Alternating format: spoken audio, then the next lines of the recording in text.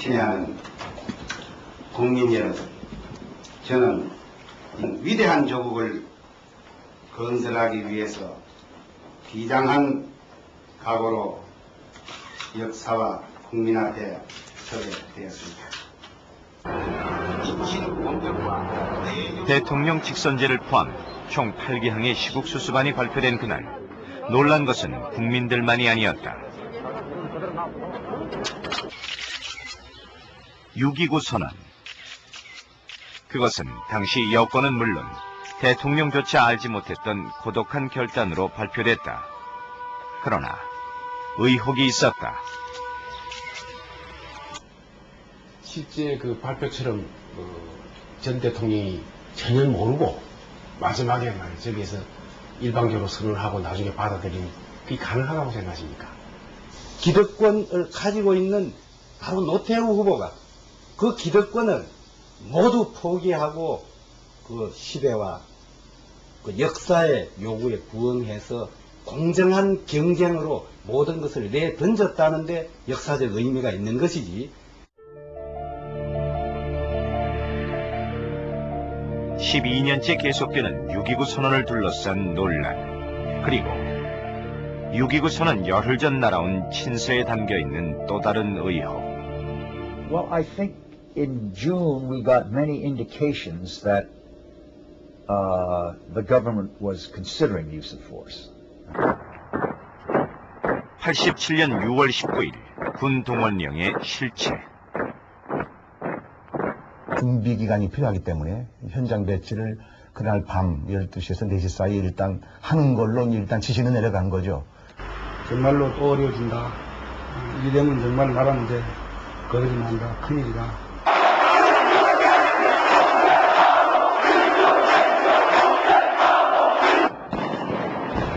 60에서 6.29까지 우리 현대사에서 민주화의 한 분수령을 이뤘던 87년 6월.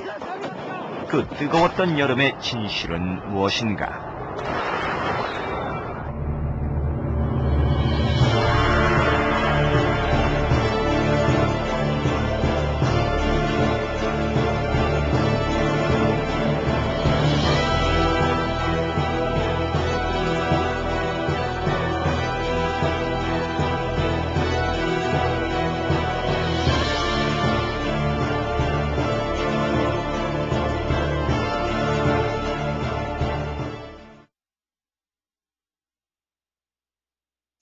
만일이라도 위의 제안이 관철되지 아니할 경우 저는 민정당 대통령 후보가 당 대표연직을 포함한 모든 공직에서 사퇴할 것임을 아울러 분명히 밝혀두는 바입니다.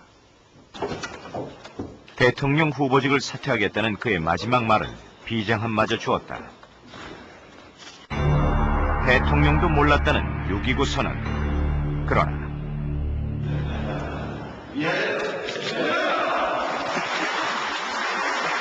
당시 통치권자이자 그를 대통령 후보로 지명한 것은 다름 아닌 전두환 대통령이었다. 자연스레 의혹이 제기됐다. 6.29 선언이 굉장히 고독한 선언이라고 그러셨는데 대통령과 협의했다는 소리 파다합니다. 6.29를 결심함에 있어서 대통령 각하하고 사전 상의를 했느냐 혹은 계획을 하지 않았냐 하는 것은 제가 수십 번 국민에게 제 진심을 밝혔습니다. 여러분들이 의심을 하듯이 미리 대통령 각하하고 뭐 짜고 뭐 상의를 하고 이런 것을 결코 없다는 것을 이 자리에서 분명히 밝힙니다. 6.29를 보십시오. 야당이 대법 막았습니까? 이 노태우가 막았지 않습니까? 그해 12월 그는 13대 대통령에 당선됐다. 이후 6.29 선언은 노태우 대통령과 6공화국의 상징이었다. 서명도 여기에 되어 있다는 것을 여러분들에게 알려드립니다. 다시 의혹이 불거져 나온 것은 89년 말 여서야대 국회에서 5공특위가 구성되면서였다. 당시 5공특위는 전두환 전 대통령에게 보낸 서면 질의서를 통해 6.29 선언의 결정 과정에서 당시 노태우 후보에게 6.29 선언을 하도록 지시했는지 여부를 공개하라고 요구했다. 그러나 그는 답변하지 않았다.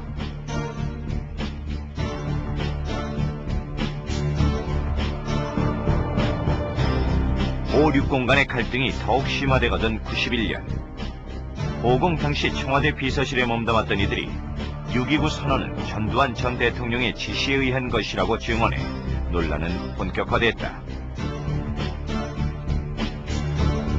그러나 6.29를 둘러싸고 끝없이 쏟아지는 여러 추측과 의혹에도 불구하고 정작 당사자들은 침묵을 지켰다. 그리고 99년 드디어 노태우 전 대통령이 입을 열어 관심을 모았다. 그중 주목할 것은 6.29 선언 발표 전 전두환 대통령과 사전에 합의했다는 사실을 인정한 점과 6월 항쟁이 시작된 6월 10일 이미 6.29 선언을 결심했다는 대목이다. 6.29 선언을 결심하게 된 결정적인 계기는 6월 10일 날 나를 위한 축하연이 열릴 힐튼 호텔로 가는 승용차 안에서였다. 연희동에서 중앙청 남대문을 지나 힐튼 호텔에 들어설 때까지 시위는 끝나지 않고 있었다. 참으로 착잡한 느낌이었다. 그리고 집에 돌아와서부터 나는 깊은 고민에 빠지지 않을 수 없었다.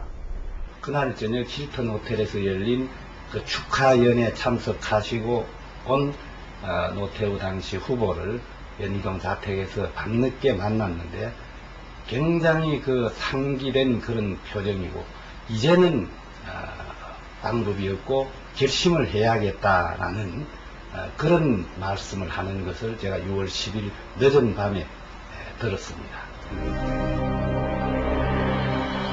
6월 10일 이미 6.29 선언을 결심했다는 증언은 사실인가?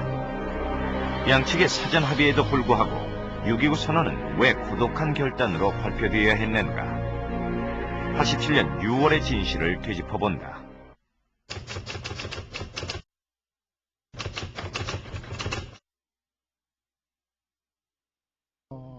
있으므로 박종철로부터 사실을 알아내기 위한 위협수단으로 조사관 전두환 대통령의 집권 마지막 해인 87년 서울대생 박종철 군의 고문치사 사건으로 시작됐다.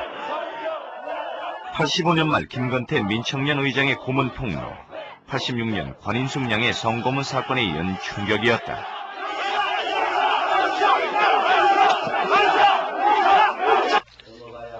이제 본인은 임기 중 예언이 불가능하다고 판단하고 현행 헌법에 따라 내년 2월 20일 거기에 2년간 끌어온 여야의 개헌 협상을 백지화하는 4.13 호헌 조치가 발표됐고 정부를 이양할 것을 천명하는 바입니다. 곧이어 5월엔 박종철 사건이 축소 조작되었다는 사실이 폭로되면서 전국은 뜨거워졌다. 그리고 87년 6월 항쟁의 마지막 불씨를 당긴 것은 최루탄에 희생된 이한열이었다. 민주정의당 차기 대통령 후보로 노태우 후보가 선출되었음을 선포합니다. 87년 6월 10일 민정당 대통령 후보 지명대회에서 노태우 대표가 소위 체육관 선거를 통해 여당의 대통령 후보로 추대된 것은 그날 정오. 역사적 신화를 창조하신 그리고 같은 날 오후 6시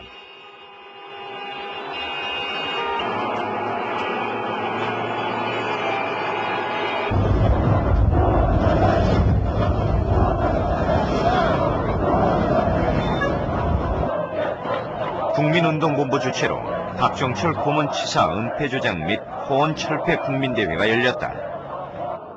이른바 60대회는 전국 20개 도시 104곳에서 24만 명이 참여한 범국민대회였다.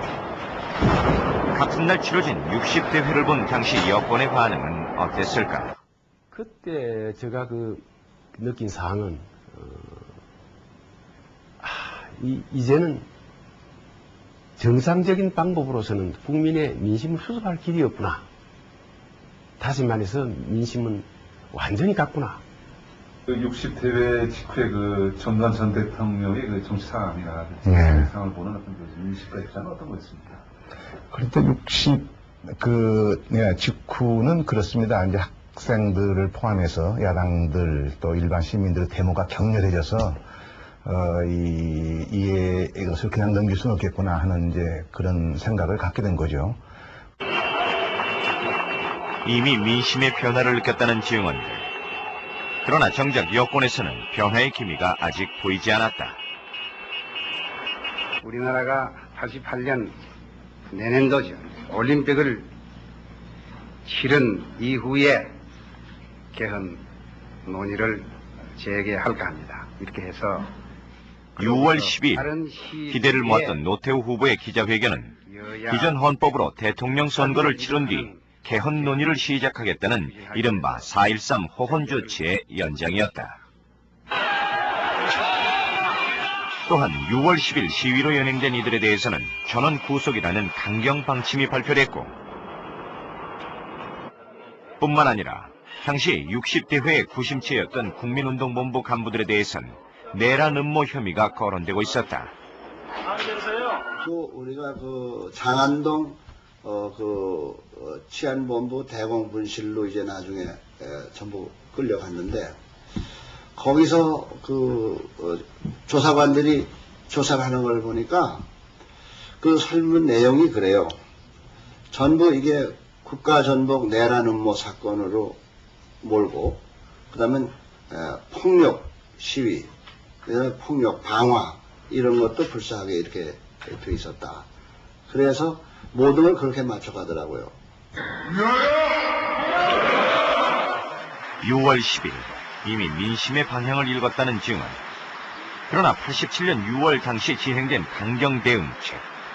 당시 여권의 문제는 무엇이었나? 대통령이 4.13 호헌 조치를 선언했기 때문에 그 대통령의 뜻을 거역하고, 특히 말이지 정치적으로는 야당이, 반대당이 주장하는 그것을 일거에 수용한다는 걸, 그건 있을 수도 없고, 소위 말하면 그것이 항복이다, 또는 패배다, 여러 가지 해석이 나올 수 있기 때문에 그걸 하기 어렵습니다.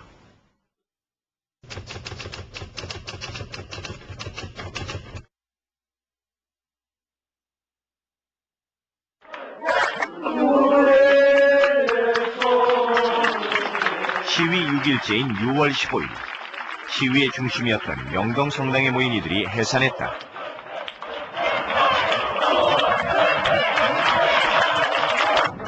그러나 시위는 수그러들지 않았다. 오히려 두드러진 양상은 지방 시위의 격화였다. 그 정점이었던 6월 18일, 8만 명이 참가한 부산을 비롯해 전국 18개 도시에서 최루탄 추방대회가 개최됐다. 밤늦도록 시위가 이어지며 국민적인 분노로 밤을 밝힌 이날, 여권의 움직임 또한 빨라졌다.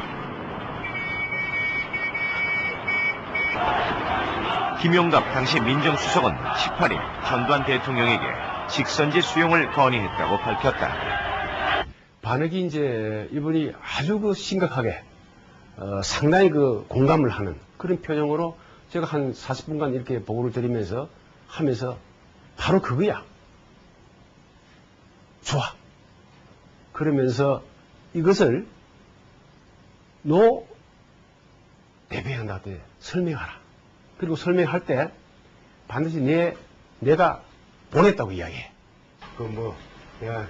그는 곧바로 노태우 후보를 만났지만 반응은 전혀 달랐다고 한다. 노 대표께서 자기가 지금 민정당 대표로서 160만 당원에게 그분의 표현이 내각제만이 그 살 길이다. 내각제를 꼭 관찰해야 된다. 이렇게 역설했는데 지금 와서 말이지. 그 직선제를 수용한다는 게 그게 말이 되겠느냐 말이지. 자기가 설당이 없지 않느냐. 그런 이야기를 하면서 상당히 걱정을 많이 합니다. 반면 노태우 후보 측에서는 18일 상황에 대해 다르게 주장하고 있다.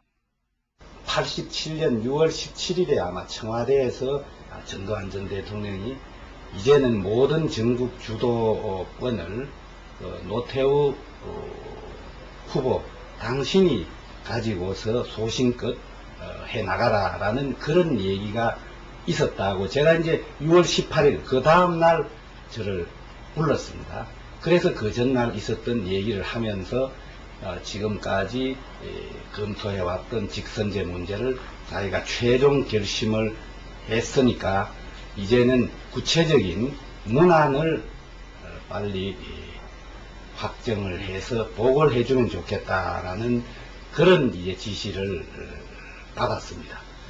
다른 사람들이 그런 얘기를 할 때는 제가 절대로 그것은 안 된다라는 할 의사가 말한 직선제와 김대중 사면복권 이런 민주화 선언을 할 의사가 없는 것으로 말씀하셔야 된다고 마지막 순간까지 그렇게 얘기했으니까 제가 그 현장에 있지는 않았지만은 아마 노 대표가 틀림없이 그런 맥락에서 안 한다, 그렇게 할 수 없다 이렇게 얘기했을 겁니다.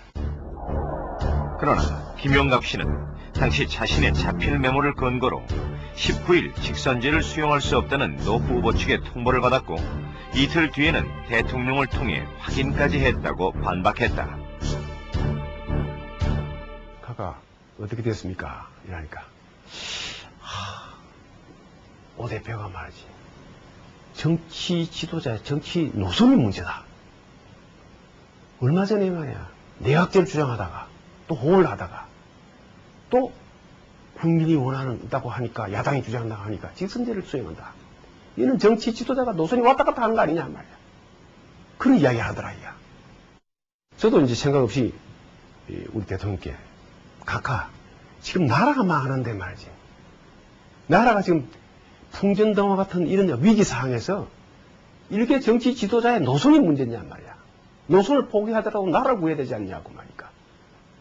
그 대통령께서 또 그 말이 맞거든요. 그래 이분이 그렇지. 정치 지도자의 노선도 뭐 그렇지. 이분이 왔다 갔다 하시더라고요.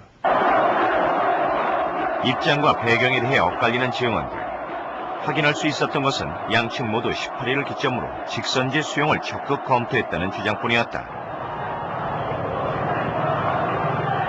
18일의 시위는 밤을 넘겨 다음날 오전까지 계속됐다.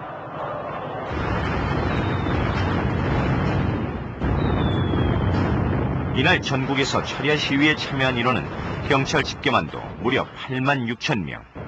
특히 부산에서는 시민과 경찰의 격렬한 대치 속에 결국 희생자가 나왔다. 당시 29살의 회사원이었던 이태춘 씨였다. 그는 6월 항쟁의 상징이었던 넥타이 부대 중 한 사람이었다. 사고가 난 것은 19일 0시를 막 넘긴 시간. 수없이 쏘아댄 최루탄으로 한 치 앞을 분간하기 어려운 상황에서 그는 떨어졌다. 그래서 저희 이중치 지나갈 때 위에서 뭔가 툭 떨어지는 소리가 들렸어요. 그 당시 이중 밑에는 그 쓰레기 수거 리어카들이 있었고 그 위에 이제는 그 이태준 씨가 떨어져 있었죠. 그래서 이제 돌아서서 와서 이제 이렇게 이 사람을 끄집어내가지고 보니까 얼굴 위에 그냥 그 체류가스가 막 덮여져 있었고. 곧바로 병원에 옮겨진 이태춘 씨는 이미 뇌사 상태. 그리고 그로부터 닷새 후 결국 세상을 떠났다. 그가 최루탄 연기 속에 추락한 그날 아침 청와대로 긴급 요청이 올라왔다.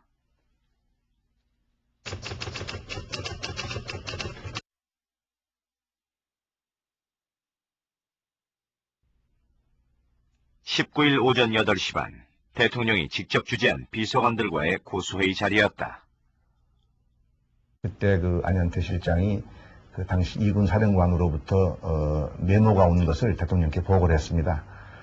지금 이 부산 지역이 이 데모가 아주 아주 가열화돼서 밤새도록 데모, 횃불 데모를 했고 또 이 시청 주변까지 이게 둘러싸서 빠른 시일 안에 군대를 투입을 하는 것이 수습에는 좋겠다. 너무 늦어지면은 수습이 상당히 어렵다. 이런 보고를 이제 올렸습니다.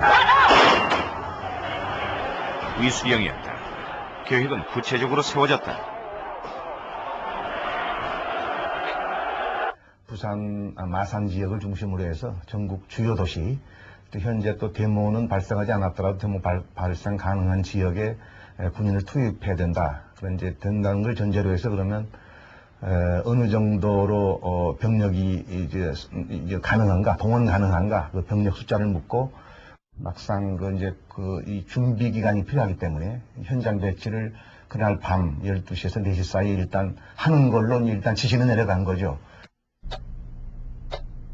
비상사태 시 군이 출동해 해당 지역에 주둔하며 치안을 맡도록 하는 위수령. 육군본부에서 작전 지휘관 회의가 소집된 것은 오후 3시였다. 그 당시 갖고 있는 정확한 명칭은 소요 대비 지침에 따른 부대 할당, 이것이 가장 정확한 지시입니다.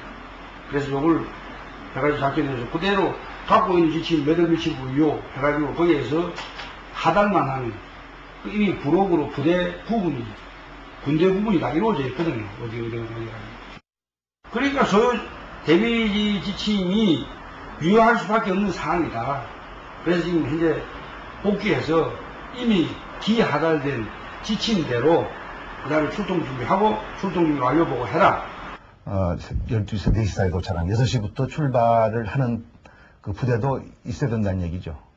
그 당시에 그 어려운 상황 바로 표현할 수 있을 만큼 시시각각으로 어떤 불행한 예감 같은 것들이 머릿속에 맴도는 거죠. 87년 6월 항쟁의 최대 위기였던 군 출동. 16시 26분인가요? 이렇게 출동 금지하고 내려왔거든요. 최초의 군 출동을 2시간도 채 남기지 않은 순간이었다.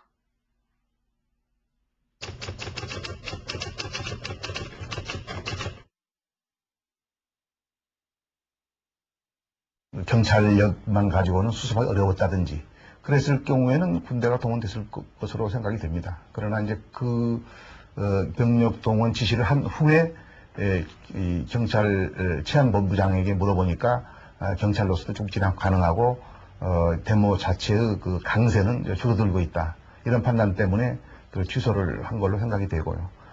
그건 거짓말이에요. 그 당시에 경찰 병력 가지고 제가 추산하기는 아마 다 동원될 수 있는 게 7, 8만 명밖에 안 됐을 거예요. 근데 그것이 막을 수 없는 상황이에요, 그게. 왜냐면 20여 개 지역으로 넘어가거든요. 운명의 19일. 그날은 비가 내렸다. 그러나 쏟아지는 비 속에도 부산 5,000명, 광주 10,000명 등 전국 225개 장소에서 시위는 계속됐다. 그렇다면 군 출동을 막은 것은 무엇이었는가?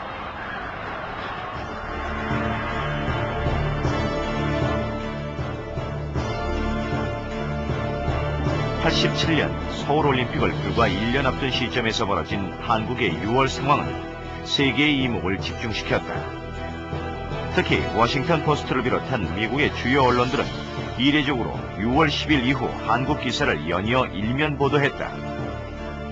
그들이 가장 우려한 것은 무엇이었나? We must also forthrightly state that any intervention by the Korean Armed Forces or any attempt at a military solution would be extremely unwise and could indefinitely undermine the political, economic, and social stability of the Korean nation.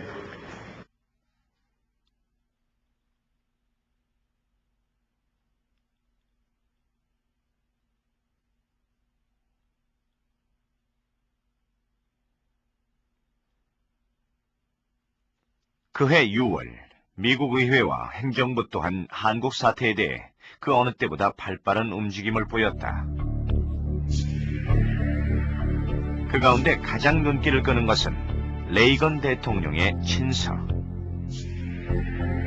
레이건의 친서는 6월 19일 최초의 군 출동을 3시간 앞두고 당시 릴리 대사를 통해 전달됐다. I think we didn't know specifically, but we sensed that something was coming. That this would be a very key date, yes. But we didn't know that they were getting ready to issue a decree. I mean, as far as I know, I think we knew that action was going to be taken.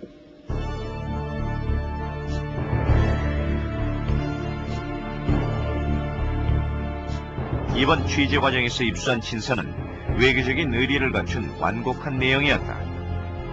그러나 친서에는 대사가 전 대통령에게 구두로 전달한 백악관의 메시지가 따로 있었다는 증언이 나왔다.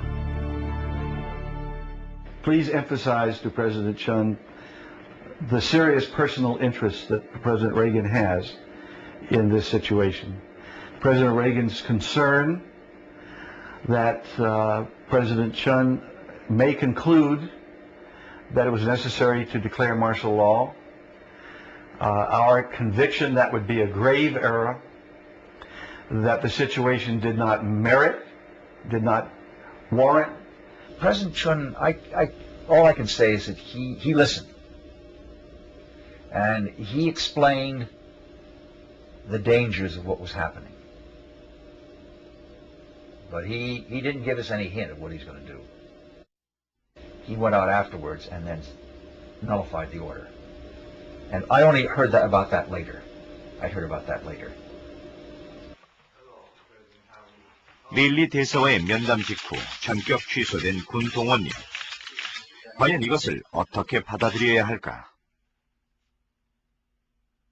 그러니까 그런 극적인 순간에 릴리 대사를 만나 줌으로써 너희들 의견을 내가 존중한다. 이제 레랑 대통령에 대한 답변이 되는 거죠. 대통령에 대해서 이제 이렇게 내 나름대로 당신들 의견을 존중했다. 이제 하는 그런 차원이기 때문에 상당한 그 영향이라고 그럴까 결심을 굳히는데 도움이 되지 않았겠나 생각을 합니다. 그러나 그것 때문만 아니라는 걸 제가 말씀드리는 건 그 전에 이미 6.29 선언으로서 민심의 대세를 받아들이겠다는 건의도 저도 했고 또 대통령께서도 그런 방향으로 이 생각을 하고 움직이고 계셨단 말입니다. I can't say. It could be a very fortunate coincidence that it happened that way. I think that Don Oberdorfer and Secretary Schultz thought that there was a connection. And then Secretary Schultz wrote me a very nice telegram. This was not our decision. This was President Chun Do-hwan's decision. 그러나 당시 미국 측 관계자는 군 동원령 취소에 영향을 미친 다른 요인이 있다고 증언했다. The loyalty of the Army would have been his most important concern. More important than the Americans. Will my Army stand with me? Will they do the nasty, dirty, brutal job this will be? And he may have been told, no, they won't. 군 출동에 반대하는 군 내부의 의견을 여권 상층부에 전달한 인물이 있었다.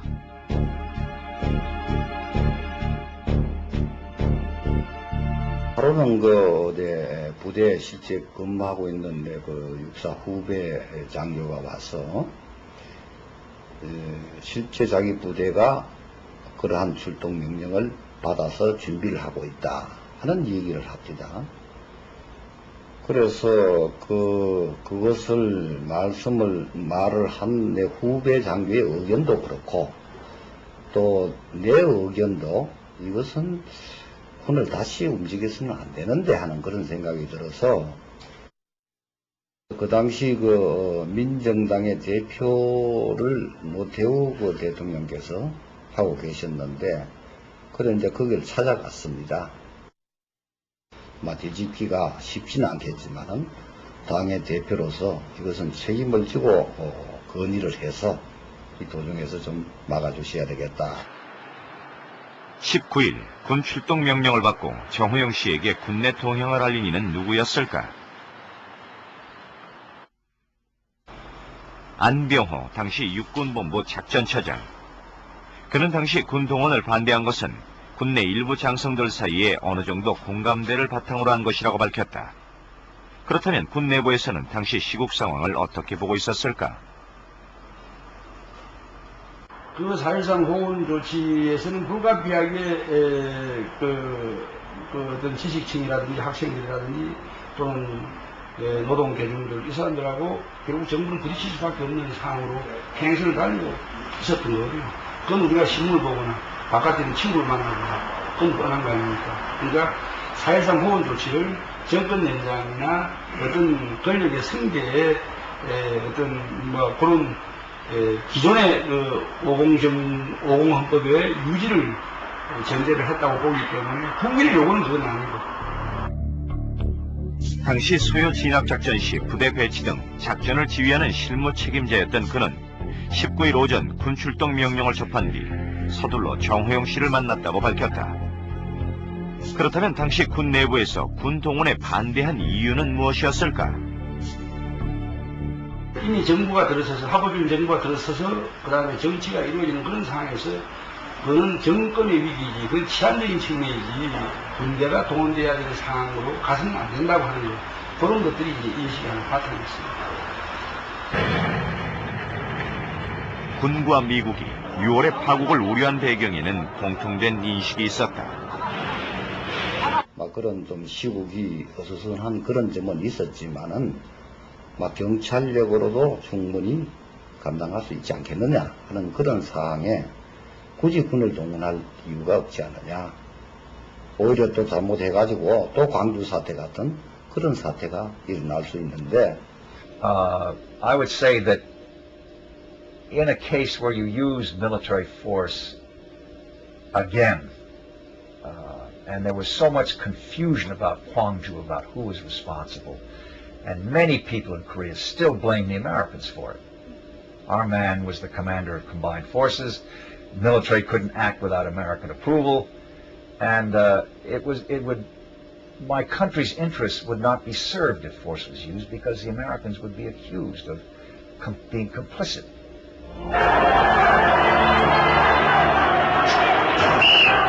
80년 광주의 비극이었다.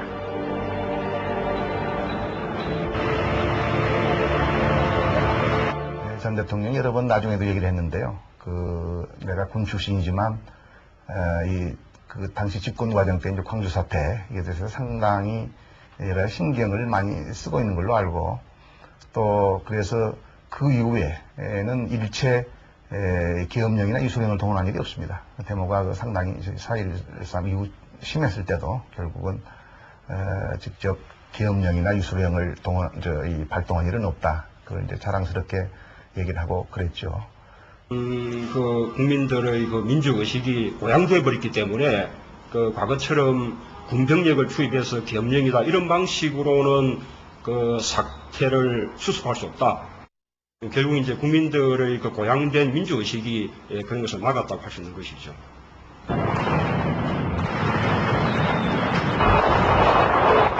(80년) 광주의 피를 딛고 다시 일어난 87년 6월.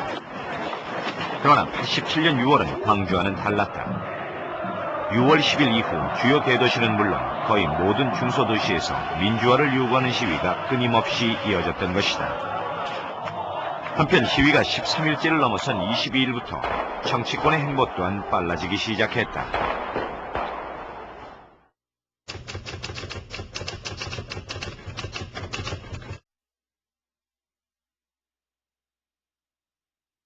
이거 만나서 반갑습니다. 예, 조금 늦었습니다. 6월 24일 전국을 정치적으로 해결하기 위한 여야 영수회담이 열렸다. 그러나 협상은 결렬됐다. 이날의 쟁점은 직선제 개헌과 김대중 씨의 사면복권. 전 대통령은 김대중 씨의 연금 해제엔 동의했지만 사면복권은 자신의 임기 중엔 어렵다는 강경한 입장이었다. 결국 야당은 이날 장외투쟁을 선언, 전국은 다시 긴장 국면으로 돌아선다. 이날 주목할 것은 18일 이후 직선제 수용에 대해 입장 차이를 보여온 전노 양측이 의견 접근에 도달했다는 것이다. 바로 그날 24일 저녁이었다. 청와대에 올라가 시국과 관련한 이런저런 얘기를 하다가 전 대통령이 나에게 불쑥 직선제를 해도 나 이기지 않겠어 하는 얘기를 꺼냈다. 나는 변함없는 생각입니까? 앞으로 그 생각을 바꿀 마음은 없으십니까? 생각하며 전 대통령의 말을 재확인했다. 그랬더니 그 방법밖에 없지 않느냐고 해서 알았습니다.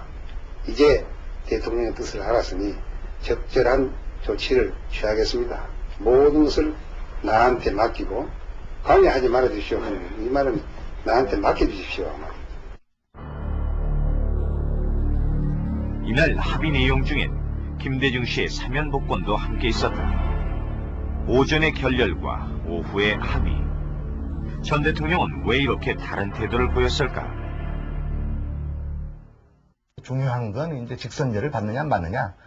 그 다음엔 김대중 씨 사면이 가장 큰 문제였습니다. 그분이 정치적으로 또 큰 위치에 있는 분이기 때문에 그분을 사면은 큰 문제인데 그 생색을 이제 김영삼 총재한테 주고 싶지 않았다 이런 그런 생각이 듭니다. 노태우 대통령 이제 후보한테 줘야 노태우 대통령 생색이 나지. 그래서 그걸 뭐 조금이라도 암시를 했다가는 이제 그 소문이 나고 또 여러 가지 그 극적인 효과가 분산이 되기 때문에 일부러 강조해서 안 된다고 하지 않았느냐.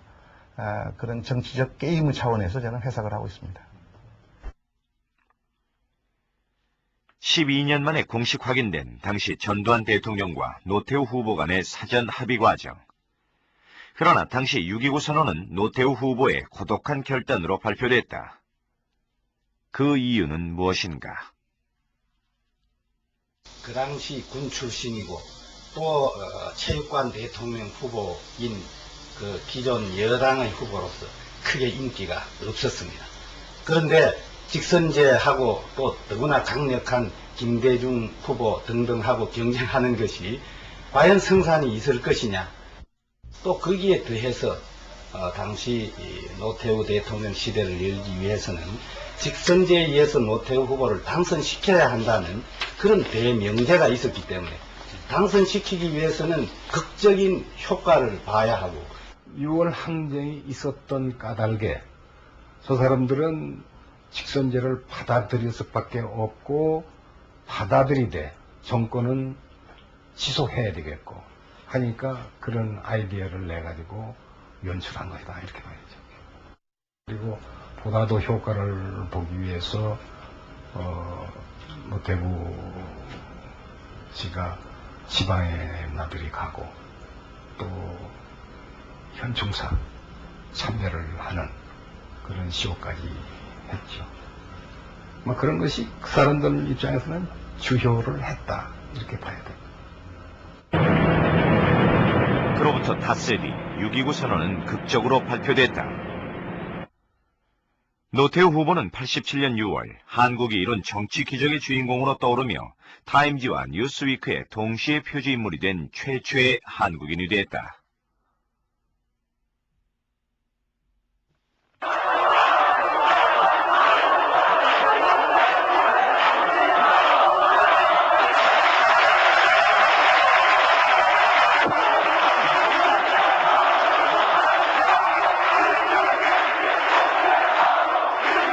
(7월 9일) 이한열의 장례식에 모인 끝없는 행렬.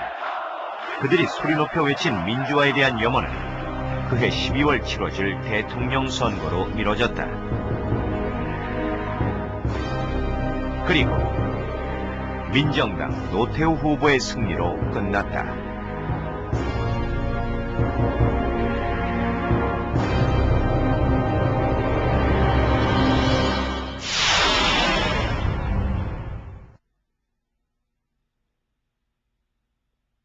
(6.29) 선언 후 12년, 문민정부를 거쳐 국민의 정부까지 정권이 3차례나 바뀌었다.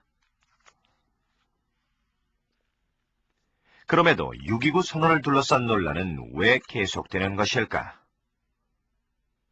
민심의 동향을 이렇게 쭉 볼 때 직선제를 안 하고 끌고 가기는 어렵다 이렇게 판단을 해서, 다만 이제 그런 결정은 최종 결정은 노태우 대통령 후보가 해야 된다. 대통령 될 사람이 노태우 후보고 또 그러기 때문에 그분한테 의견을 내서 노태우 대통령 후보가 최종적으로 결심을 해서 이루어진 것이 아닌가 이렇게 생각을 합니다. 아이디어를 낸 건 전두환 대통령이고 그러나 중요한 것은 다음에 대통령 하도록 되어 있는 사실상 체육관 선거를 통해서 집권당의 대통령 후보가 돼서 손쉽게 대통령 자리가 확보되어 있는 사람이 하루아침에 다 그것을 내팽개치고 그러면은 그 당시 아주 강적이라 할 수 있는 그 김대중 후보나 또 김영삼 후보나 이런 분들하고 같이서 공정한 경쟁을 하겠다.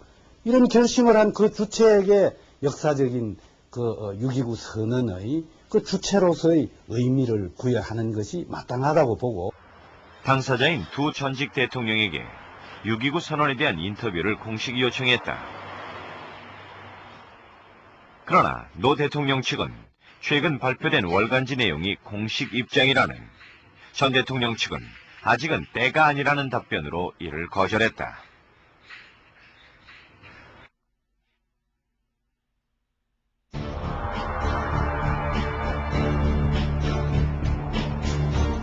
(87년 6월) 극적으로 등장한 6.29 선언. 어쩌면 이를 둘러싼 해묵은 논쟁은 6.29가 탄생하기까지의 그 극적인 효과의 부산물인지도 모른다.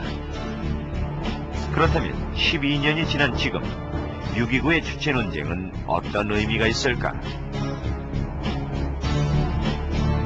만일 그때 제가 이제 그 현직 대통령이 있는데 이 정도 이야기했더라면 야단 났죠. 제가 뭐 어떤 기억을 하지만 지금은 누구에게도 뭐 공가가 사실상 의미가 없습니다. 이 결과적으로 노 대통령이 선언을 해가지고 대통령이 된 거 아닙니까? 6.29를 보게 되면은 그들이 전두환이 감독이고 노태우가 주연이고 아니면 그 반대로 이야기될 그런 여지들이 있는지 모르지만 6월 항쟁이라는 그런 역사 정신, 역사의 정의, 가치 이런 것들이 시작된 6월 10일로 놓고 보면 전두환 씨든 노태우 씨든 공이 퇴장돼야 할, 역사의 무대에서 퇴장돼야 할 그런 대상이었을 뿐이죠. 군부정권은 6.29 선언을 통해서 87년 6월 항쟁을 통해서 표출된 민주화 열망들을 흡수하고 누그러뜨리고 제도 내로 흡수하려고 하는 시도를 했다고 생각을 합니다. 그런 점에서 보면 6월 항쟁은 반쪽의 승리다. 저는 그렇게 생각을 합니다.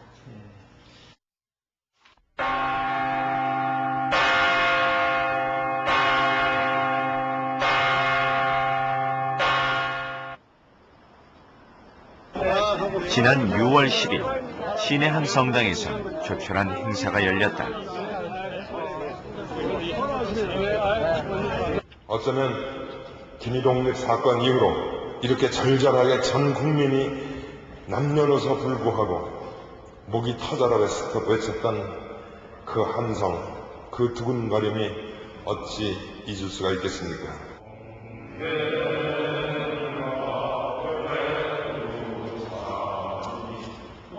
우리가 떠난 자리에 남아 6월을 기억하는 사람들. 6월의 거리에서 민주화를 외쳤던 이들은 자신의 자리로 돌아갔다. 이제 이곳엔 12년 전의 함성 소리는 없다. 6.29 선언, 그 진실을 우리는 그때의 함성 속에서 찾아야 하지 않을까?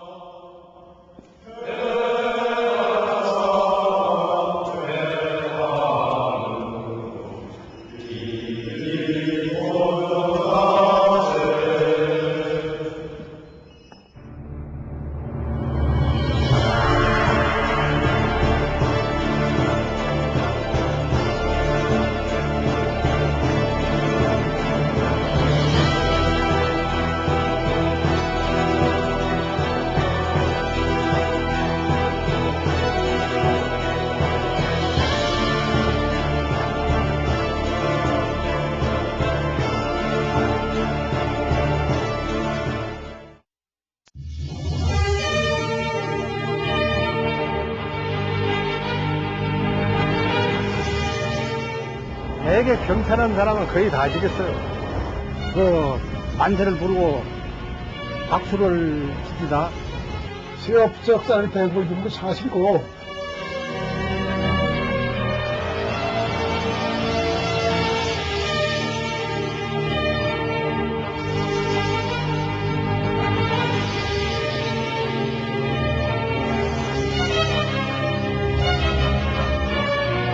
남녀당 총책으로 남녀당에서 임명을